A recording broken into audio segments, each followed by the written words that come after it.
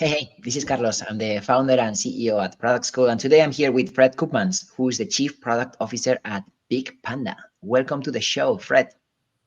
Thank you, Carlos. Thank you for having me. So let's start from the top. Can you tell us a little bit more about what is Big Panda all about? Yeah. Big Panda is all about helping enterprises keep their IT services running. So think about the digital world. Keep that digital world running, whether it is travel, banking, video conferencing, like you and I are talking on right now, any number of services. There's some team somewhere whose job it is to keep those running 24/7. And through cloud and AI and machine data, that job's gotten really hard. So Big Panda's job is to help them using data, using AI to keep their services running and having everybody have very, very high uptimes. And on those days where there are incidents, giving them the tools to quickly detect and resolve those incidents. So it's a big task, a big responsibility. It's also a big company, right? Can you give me an idea of the size of the team? Yeah, we're about 300 people worldwide, selling primarily into the US and Western Europe. And you are the Chief Product Officer. So what does the Chief Product Officer at Big Panda do? Oh, yes. Lots of different things. I guess my direct responsibilities are setting the product strategy and vision, and then turning that into roadmap. Obviously, part of that is the team's job. I try to set the problems that we want to solve and the sequence that we want to solve them on, and then enable the teams to make it happen. So there's a design team, there's a product management team, a growth team, and innovation. So that's part of the job. And I think the other part of the job is, I'm just a member of the executive leadership team. And that means you get pulled into all kinds of things, HR related and political related and all kinds of things. We're a geographically diverse company, and that was a big part of my draw to this role, was to not only be a product, but to be a member of the leadership team. We're seeing more and more companies having a chief product officer at the executive table, and that is amazing, in my opinion. Having product representation at the board level, having product have a say over the company strategy and people decisions, and not just the technology to solve problems, is something that ultimately benefits the entire company. Yeah, I would agree with that. I suppose it depends on the company, but if you are a SaaS product company, like, the product is pretty much the company. That is what the company is all about. And having that product vision and the company vision, they're kind of one and the same. So I would agree with that sentiment. So let's take you back to see how someone can get into the CPO role. Because I see that you started as an engineer, right? Yes. I was a computer engineering major at University of Illinois in Champaign-Urbana. Kind of doubled up on computer science, and I was going to school in the late 90s. Internet was taking off. The PC revolution was taking off. It was all about kind of computing, and I was a hardcore engineer.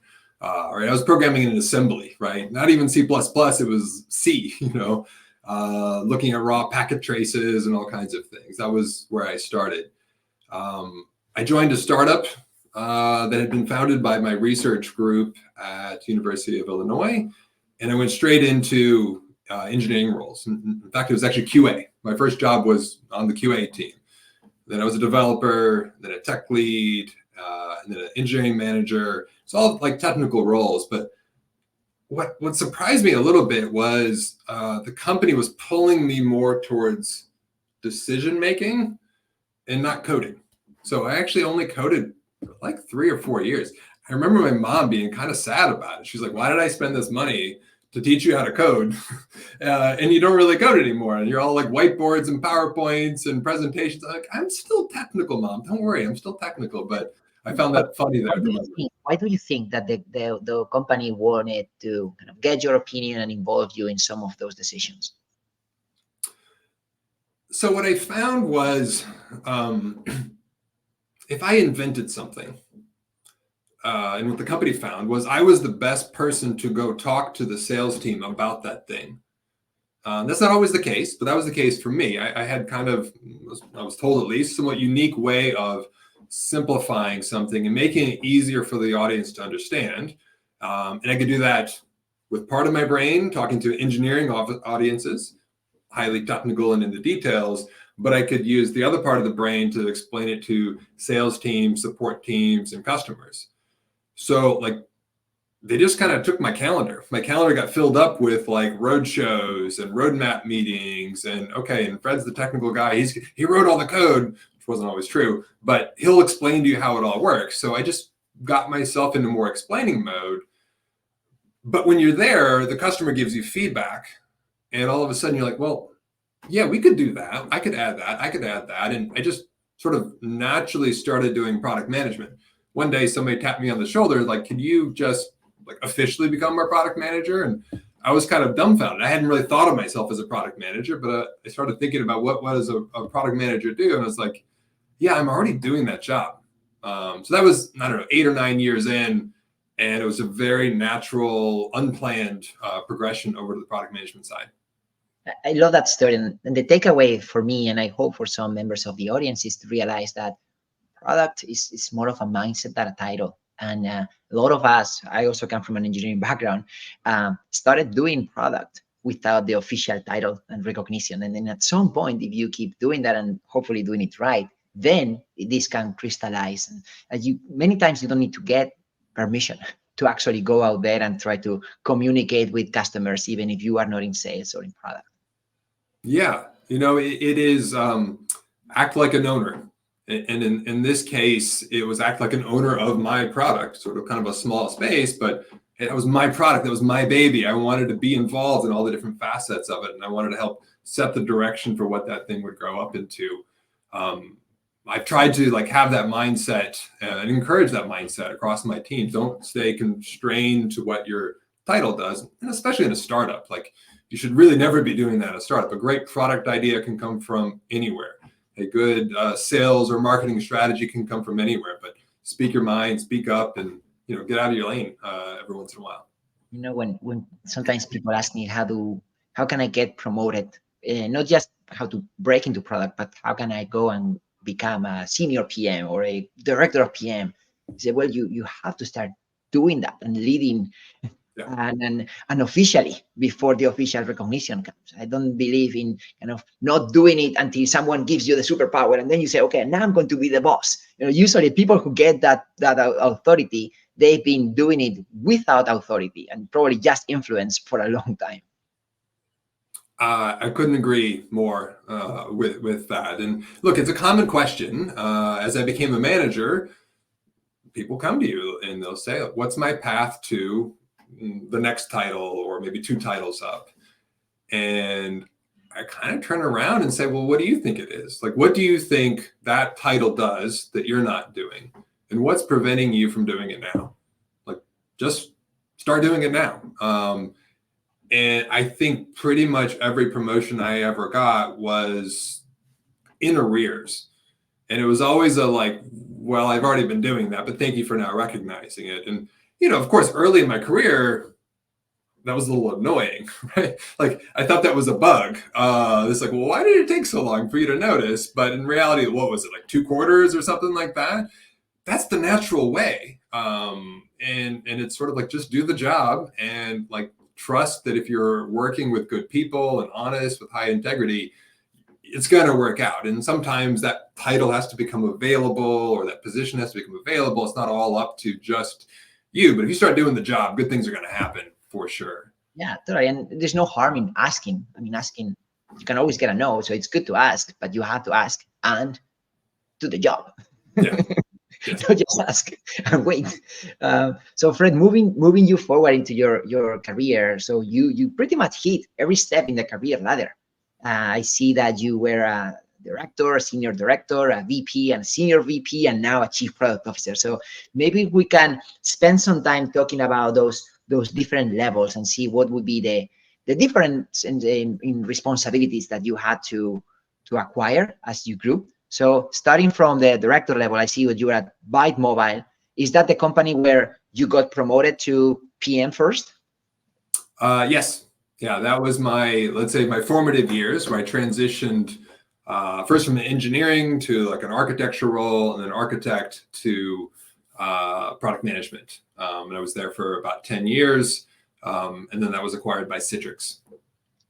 Got it. So tell me more about that switch from being an individual contributor to becoming a director or a senior director at a much larger organization. Yeah, I think like a lot of people, I had a very early experience with management. Maybe like 5 or 6 years in, I became an engineering manager. And I made like every mistake.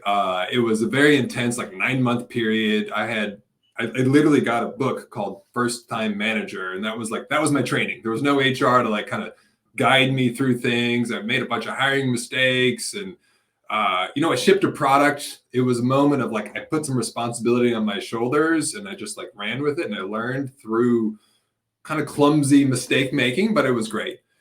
But after 9 months, I was like, okay, I'm not ready for that. I want to go innovate. I want to be more of an IC. So I took myself back to an IC role, so that later when I became a manager, I was 10, 11 years into my career, and I was more ready for that sort of mentally. And my mindset had now changed to, this isn't just about what I can do and what I can get the team to do for me, but how can I enable them?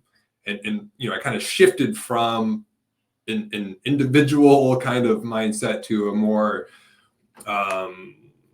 collaborative, or like, how can I raise this person up? How can I elevate the whole team? And then I see that you joined your next company, Cloudera, and you joined as a VP of product. So I know there's a lot of discussion around growing from IC to people manager. It's amazing that in your case, you also decided to spend time as an IC, even though you had the experience to be a people manager, but it seems like you chose to go back to people manager again, right? Yeah. I did. It's about influence, really. And so what I was seeking there was the ability to broaden my influence. So there's a point where knowing something more deeply is not the goal. It's more about breadth. Can you cover sort of all of the products? And if you think about a large product organization, you're going to send somebody to go meet the customer. And the customer is not going to respect or even really know, that you cover this part of the product. Like, they interact with the whole product, and they're going to ask about, in the case of Cloudera, the data engineering parts, and the data warehousing parts, and the data science parts, and the platform. I was responsible for the platform, but I was constantly being inundated with questions around all the other stuff. And well, I didn't want to look like an idiot. So every time I didn't know the answer, I said, I'll get back to you.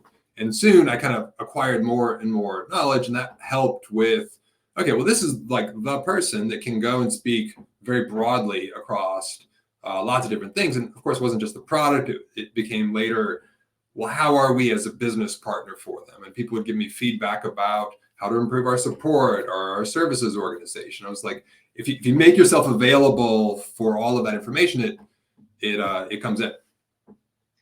So what are some of the key differences between a director of product and a VP of product, other than just managing more people? I've never been super formal around career ladders, and like, this is the exact sort of differences. A few things that come to mind though. So first off, breadth. The higher your title, the broader your breadth is expected to be. So if you're at any particular level, knowing and being the master of your kind of area is great, whether it's an IC or a first line manager. But figure out, A, how to get more knowledgeable and curious about your adjacent product teams, and B, how can you help them? Right? You got to come from a place of helping, right? So if you have an adjacent team and like your roadmap is great and theirs is a little like spotty, how can you, without becoming obnoxious or annoying, find a way to help them? Like, hey, like, pitch me your roadmap. Let me give you some feedback. Let me, whatever else. that person then becomes like the person that someone goes to for help. Like, be useful, be helpful, be the person that's like, well, I don't know how to do this, but let me go talk to Fred. He'll help me figure it out. When some senior director, VP, senior VP comes available, that's who their company's going to look for. Who's got a lot of breadth, technically, who is the natural sort of leadership, the one that takes initiative, who acts like an owner. It's actually not all that complicated. You just have to do the job, Carlos, to the point that you kind of put earlier. So, it's just increasing levels of scope and responsibility and delegating, right? A big part of this is like, if you are so critical to your team that if they took you out of that role to put you a step up, that team is going to flounder. That's not good. You're not going to get promoted. Even if you should, like, you got a problem there. You got to find a way to make yourself redundant. So hire really good people, enable them, and give them the spotlight. If you possibly can, hire smarter people than you. That doesn't look bad. That looks good. It makes you a little redundant in that position. And guess what? You can start to think about moving up. I find that so hard to do. Generally, even for myself as a CEO, when my company was one, because I was the CEO too, and feeling comfortable letting go, especially in areas where I was really good at, and having the humility to go explore areas where I wasn't as good, just because I knew that the business had to expand, and finding the right people who could really supplement me and honestly be better than me. It's something that took me some time, and that's something that I try to also empathize with my team, especially the ones who are managers of managers, because I found that extra degree of separation makes things really complicated. There's always this fear around, what if I hire someone who's better than me at this? That should be celebrated, right? And in many ways, the reason why I always prefer to promote from within is because I believe that people, even if they don't have all the deep knowledge in everything, just they have knowledge in the company and they are culture builders and they can figure it out. So obviously there are cases for everything, but in general, I think that people who tend to take those risks, who tend to have the humility to bring others who are better than themselves to help build something bigger, are the ones who end up being rewarded the most. Yeah, I'll say a couple things on that. Going back to my second time as a manager, one of the mistakes I made then was that I knew the product too well. Like, I had been with that company for 10, 12 years. I had written some of the code. I had designed a lot of the things. You can imagine I was kind of a hard boss because I knew technically more about each of their products than they did. And they knew it and they saw it, and it was uncomfortable for them. And I realized, like, I'm not scaling and I'm not helping them, get set up for success, and through no fault of my own, I suppose, other than I just kind of knew too much.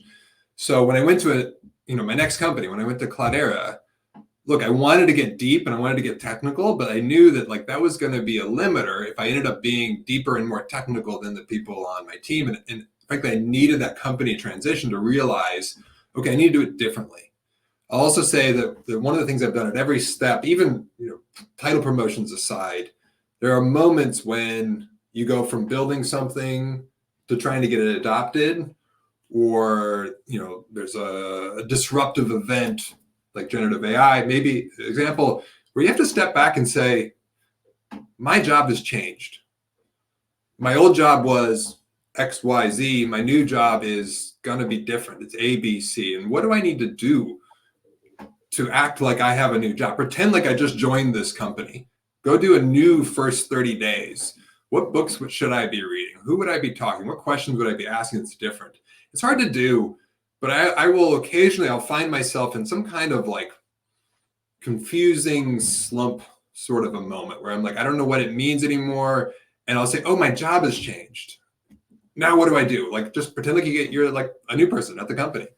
Yeah, and that type of, and I felt sometimes the imposter syndrome of like knowing that maybe I'm not the best at this new technology and I was much better at a previous technology, but that can be a good thing. And there are people who are now getting into this new technology and I can add value maybe in a different way, not just as a specialist. And I think I want to talk about this with you because you've you had a privileged view into multiple technological disruptions. I see that you were involved in mobile, video, cloud, now Gen AI. So let's talk a little bit about that. Or first of all, what was mobile like when you got into it? Yeah. Yeah. So when I started, let's see, like early 2000s, using the mobile internet would be something that loading a single web page, literally one web page, would take 5 minutes on like an early 2G network, and it would cost you $5 on the current pricing plans. And it was on a laptop with like a 5-inch antenna sticking out the side of it. So it was a terrible experience. And the thesis of that company is like, let's optimize the experience so that more revenue pours into mobile networks, and that helps fund 3G, 4G, 5G kind of networks and smartphones. And it was sort of help accelerate the flywheel of that industry. And at every generational step, everything was different. Like, oh, and it's not laptops, it's early smartphones. Oh, now there's an iPhone. Oh, now there's video and 3G. And the problem space always kind of moved and changed. We just kind of started from first principles. What's the problem that needs optimizing in this new era of the mobile internet? So how much of that you experienced in your first, I would say, technological wave applied to the other waves with in video or cloud or now AI? It's similar, right? So let's talk a little bit about the AI progress at Big Panda. So for a number of years, our approach was, let's get some PhDs in mathematics and data science and study some data and see if we could come up with some sort of predictive model that never really quite worked. Like a lot of our early forays were long sort of pilot projects, but never quite worked in the real world, or they worked for a couple of customers, and that was kind of it. And then generative changed everything, right? 18 months ago, like the world just changed in terms of what was possible. And one of the things that was the biggest change was the people that would innovate and design no longer needed to be PhD mathematicians. In fact, like a sales engineer or a solution architect or a customer might be the best person for this. Someone that understands that domain really, really well and will know, in the blink of an eye, what good looks like or bad, like a good outcome versus a bad outcome. Because the programming and building of the model wasn't the hardest part anymore. It was the understanding of what problems are worth solving and how to solve them, and like how am I doing. So that was like, it was one of these like, okay, the game has changed. What's the new game? What are the first principles? Oh, we need to get people into the product or organization to drive this innovation.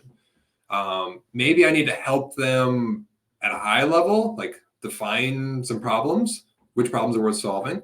And maybe I need to like help them get some data and then get out of their way, right? Like frankly, like take them off of 2-week sprint schedules. You're not going to do deep innovative work if you're in a 2-week sprint schedule that was planned out months and quarters in advance. This needs to be like more free form kind of work. So that's one example of just like, okay, we need to do things differently around here. I need a different kind of a team to do like this rapid prototyping and short-term innovation. I think that's a great point, because a lot of, our audience are all PMs of different levels of seniority, and they might be thinking, oh my God, a different kind of team. How can I also be part of that team? Like what is the implications that this new technology disruption have in the people who've been building products before Gen AI, and how they can stay up to date? It's both a fun and kind of a scary time to be in product management. Like what was possible in a couple of months of kind of hackathon developing is dramatically different. And you don't want to build boring, kind of repetitive copycat AI into things. So you got to up your game to build something useful, right? I don't want to build AI that sounded cool. I want to build useful ways of helping my customer, frankly, whether it uses AI or not. That's not really the goal for that. The goal is to add value to the customer and think about, well, what's hard for the customer and how can I help that? So one of the things that we've built recently is sort of an automated incident analysis on the back of our current product. Our current product is like, okay, detect incidents that require a human or an automation system's action. Like something is broken, somebody go take a look. But that incident is very sort of rich and deep and therefore complicated. Like if it was a New York Times article, it'd be like estimated reading time, 15 minutes. Just to read the incident, because it's 42 alerts and a bunch of tags and things like that. Now you have to create a thesis of like, what should I do? And how urgent is this? And who should I contact? And all of that takes hours for a first line operator to go through. So we built kind of a TLDR feature, which is like, okay, I'm going to automate the analysis of this thing and give you a summary that says, here's the impact. Here is the suspect's root causes, start your investigation there. And here's our reasoning. Like, why did we conclude this? We found that's really important for our customers to build some trust, is to have that reasoning in there. Look, and that's only like one capability, but that was sort of the first, like, well, I know it takes long times for people to read and understand and kind of grok the information of this. This is a very like classic, perfect use case for generative AI. Because your company and even your previous companies were at the infrastructure level, powering other companies, right? So you have this access to what's going on, and now you're saying that with this new technology, Gen AI, you are able to scout it faster, identify the situation, summarize it, and present it in a way that a person, him in this case, can make a decision on it. Absolutely, right. There's a lot of companies that talking about something like organize the world's information and make it useful. That's kind of Google, that's kind of Snowflake, it's kind of Cloudera, like organize the data, big, broad, big data platforms. But then just throwing the data into a data warehouse that only a fraction of your company knows how to use or access or query. Not everybody knows SQL. So I think what the power of AI is to help make that much more interactive and accessible to end users. Here's the thing that's a little bit interesting, or I don't know, scary maybe, is that like every tool is building a chatbot, and you're going to have a chatbot kind of for everything. And a blank search bar can be a little intimidating. Like, which chatbot do I go to? What do I ask that? And like, how do I sort through all of this? So I don't know if I'm right on this, but I think you're going to end up seeing a hierarchy of chatbots that actually mimic the organizational hierarchy. There's sort of a top level one, ask questions here, that will route things to other sorts of areas. So if you were working in the IT organization, there might be a IT level chatbot, but then it sort of is connecting to, okay, I'm going to reach into BigPanda and ask that question because you're asking something about an active incident. This other thing, I'm going to reach into a ServiceNow interface or a Datadog interface or something like that to ask different kinds of questions.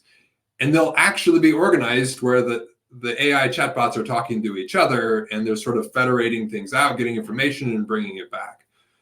What a weird world that's going to be, but I think that's going to happen, where you have like, autonomous chatbots talking to each other, making each other smarter. It's like this whole parallel organization learning and getting smarter from each other. I see that. I've been experiencing different use cases where technology, AI in this case, can allow people get to insights faster, just because there's a layer that you don't have to go deep enough to know what's going on, and it's actually presented in a way that it's like summarized with a recommendation. Yeah. Now, one potential next step there is, okay, do we still need a PM to actually say, okay, let's do this, or can we also train the model to not just provide the recommendation but to actually try, experiment, and then come back and say, hey, this is what happened, and kind of automate the execution of that? Yeah, look, I think you need to think differently about it. Like there certainly was a mode of, let me think 3 quarters ahead of what problems we're solving. I'll write it all down. I'll create a PRD. Look, that idea might be obsolete by the time you get to 3 quarters. The technology is moving so quickly. So you got to kind of shift your mindset to, okay, how do I make sure I have the right people with the right kind of domain expertise and technical skills too, prompt engineering, and they need to know a thing or two about a whole bunch of brand new kind of infrastructure layers, Anthropic and OpenAI and a bunch of other things, vector databases, knowledge databases, all kinds of different tools. Get the right people kind of working on the right problems with the right data, and be okay to say, I don't know what the roadmap is.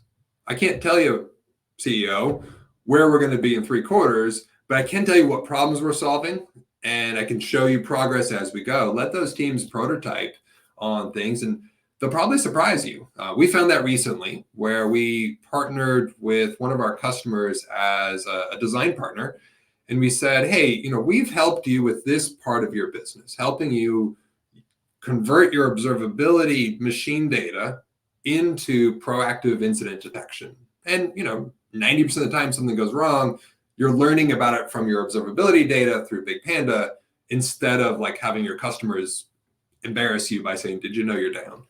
So that's great. But in terms of solving the problem, okay, I know I'm down, but why am I down? Have I seen this before? Who fixed it last time? How urgent is this? All of that data, all that information and understanding is like, it's either on like a wiki somewhere, or it's in somebody's heads, or it's on a Slack channel archive, or a Zoom transcript from a bridge call. And so we said to this customer, like, we want to help you go further. We want to help you resolve incidents faster. And they said, okay, great. We were about to kick off a project like that. Here's 3 years of data. And they gave us like every ticket, every Zoom call, every transcript, everything related specifically to incident management and IT operations. And we gave that to our prototyping team and said, see what you can build. And that was the instruction. Like, I want to help them figure out how to actually fix the incident, not just to know that it existed. And here's a whole bunch of data. And they came back 2 months later with I would now call an AIOps co-pilot. Our code name for that is Biggie. Biggie being kind of the personification of Big Panda. That's Biggie with a Y. Biggie IE, kind of taken out there in the hip hop community. So Biggie with the Y is our project on this. And Biggie has gone viral at this customer. Like, it's just a prototype, but they're using it for live production incident management today. And it was like a moment of catching lightning in a bottle. And if I had tried to PM that thing, I would have slowed it down. I needed to get a couple of engineers on our side, a couple engineers on the customer side, and say, build something together and access the data. So it was sort of like a combination of the right data, persona specific, customer specific use cases. And in this case, actually, a key unlock was the UX. If I had shoved this thing into the Big Panda console that a few people kind of live in, it would have limited it. But by putting it in Slack, all of a sudden it was able to travel across that organization. We were getting sort of like login requests day after day after day. And we're like, who's this person? Like, I don't even know who that persona is. And I would have never guessed that they would have wanted to do things. But just like discovering, well, what questions are they asking? And, what questions are they asking in public channels, interestingly? And then what questions are they asking privately? Sort of like, I should know this, but what does the blank mean again? And all that kind of stuff. It's a very natural, organic kind of discovery mode. And again, if you took a classic PM approach, I think we would have suffocated that project. And it's uncomfortable. There were several times where it was like, what is that rogue team doing over there, building a Slack app? And there's like, oh, I see what they're doing now. And we all got really excited about the possibilities there, but it's a different mindset. Well, Fred, thank you for sharing that story, those specific use cases, and your experience navigating different technology waves. I look forward to continue the conversation, and thank you for your time. Thank you, Carlos. It was a pleasure. Thanks for the conversation. I look forward as well.